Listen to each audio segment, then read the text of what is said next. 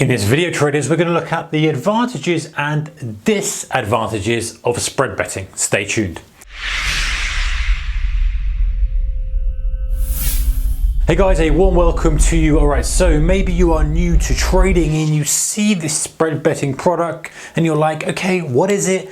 How does it work? What are the advantages? What are the disadvantages? So in this short video, I'm going to run through the advantages and disadvantages of spread betting, give you a bit of an overview of what it's all about and really whether it's something that suits you or not. So spread betting really is a tax-free wrapper, if you're in the UK anyway, of speculating on the direction of a market. So it could be a stock market like the FTSE 100, it could be the gold price, could be the oil price, could be an individual share like Facebook or Lloyd's in the UK, could be a multitude of things, or it could be a currency pair like Euro, US dollar. Loads of things are offered, and effectively, in simple terms, you are betting on the price going up or betting on the price going down. Now, there are advantages and disadvantages. So we've got a few here. But really the advantage, if you like, is it's very accessible. It's a way that the kind of average person on the street, if you like, so not an institution, not a multimillionaire, can get involved with the markets with a relatively small amount of money,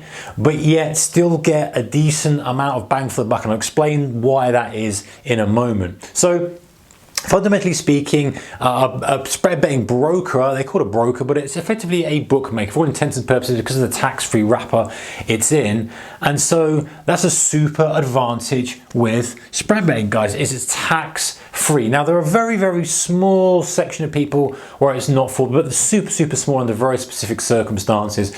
Like, for example, if you're trading through a company or stuff like that, which you probably wouldn't be anyway, you'd be all structured differently if you're trading through a company. But for most people who are just trading, occasionally here and there betting, now again, the frequency again is not important. If you're really worried, of course, go and get your own advice on it, but exempt from tax, because the way the HMRC see it is that it is a bet. Ultimately, it's no different from you going on and playing an online bookmaker roulette or going to the bookmakers and placing a bet on the rugby, football, horse racing. So that's the main advantage with it. So all your winnings, if you manage to win £20,000 over the year in your trading, tax-free. Okay, so the other thing, of course, with spread betting is that you're able to go long and short. So what does that mean effectively? So if you think that a market is going to rise, you're going to go long, and it's very easy to place an up bet, or long will be the technical term, but generally speaking, it's an up bet. So you're buying that asset. And so as the market moves up, you're starting to make money as the market moves up. And the good thing is the more right you are, if you like, the more money you make, because for every point it moves up, you're making more and more money. I've gone into that in more depth as pounds per point works in another video. But vice versa, guys, no free lunch, of course. If you're wrong, then you're going to lose money the more and more it goes against you. But you can play that to your advantages. There are ways to mitigate risk. And again, if you're interested in that kind of thing, make sure you are subscribed to the channel, because we talk about all these kind of things, how we can mitigate risk, how we can set profit targets, how we place stops, and perhaps some strategies as well to help you with your spread betting decisions. So long and short. So long is taking advantage of markets that you believe are going to go higher. So for whatever reason you thought this share was going to go higher, spread betting is a perfect vehicle to do it. Now, the other advantage, which is super, super useful that traditional buying shares cannot do, is you're able to go short. And going short effectively means you're profiting from a down trending market. So if you think that this stock or this market, this currency pair or this asset, let's say you thought gold was overvalued and you wanted to capitalize on a down move over the next few days, few weeks, few months, you can place a short position, and the more correct you are, the further down it moves, the more money you're going to make. But of course, vice versa, if it goes up against you, then you're going to lose money. But again, we can cap the risk. There's ways that we can manage risk. There's ways that we can deal with that, and structures and stuff that we can do.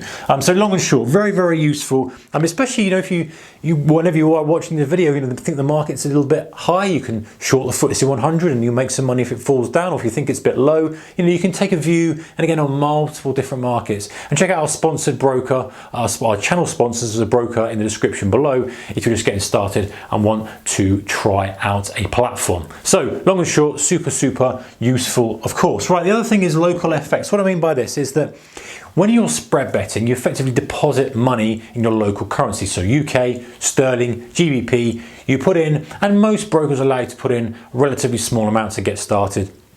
But let's say for this example, you put in £1,000. You put £1,000 in and that will stay in sterling. Now the difference when you're trading perhaps a US share, if you're a US CFD, which is another product, is that you're buying an asset in US dollars. So any profit you make, let's say you make $500, that's going to sit in dollars on your account if you were trading the shares or if you're trading a CFD.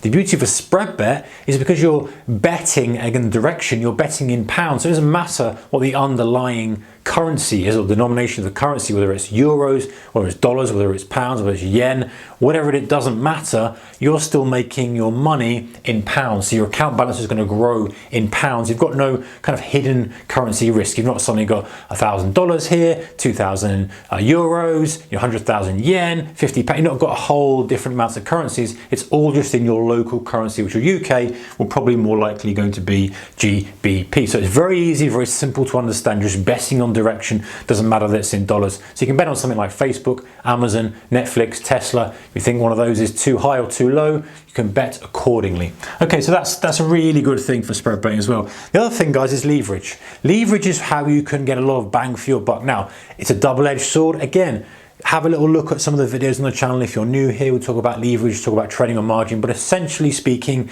it allows you to put up a small portion of the trade. So with £1,000 normally, if we're going back to our example, if you were to put that in a share, then you've got to see 100% move effectively to get your £1,000 and double your money. You saw a 10% move, you make £100, okay, but if you want to kind of make that money work for you, you want to use leverage. Now leverage, it's changing all the time, it's dynamic, some of the rules are changing, some of the legislation changes, we've had some relatively recent changes, maybe it will change again, so go and check it out, and like I say, link in the description below to kind of see all details of how that broker decides to adjust leverage and margin, etc. And again, there is legislation that they're bound by, but rules are changing, it depends on you're watching this video. But effectively speaking, or simply put, leverage allows you to control a large amount of capital for a small deposit. So let's say, for example, again, this is just literally numbers off the top of my head. Let's say you want to buy £10,000 worth of Facebook stock and you think it's going higher, so you want to go long. So instead of putting £10,000 up as you'd have to do if you're buying the stock, if the margin, say, was 10%, and again, it could or could not be depending on what the broker is and legislation at the time, but let's say it was 10%, then you only have to put up £1,000 margin to control, if you like, that £10,000 position. So very useful. So then if the price goes up 10%, then you're going to make £1,000 on that £10,000 notional value. It's going to go to 11. So you cash out, you'd have made 1,000, you'd have doubled your money. But of course, it works both ways. So again, you've got to be careful that you're not over leveraging yourself and putting yourself at risk of excessive loss by going too big and too much. So it's a very useful tool if you know how to use it. And if you use it moderately and you use it in the right places. But of course, you can spread your risk out a bit. So you can control quite a lot of different positions with a relatively small amount of money. So you can use the leverage to control a little short position, perhaps in a commodity. You think crude oil's maybe too high or too low.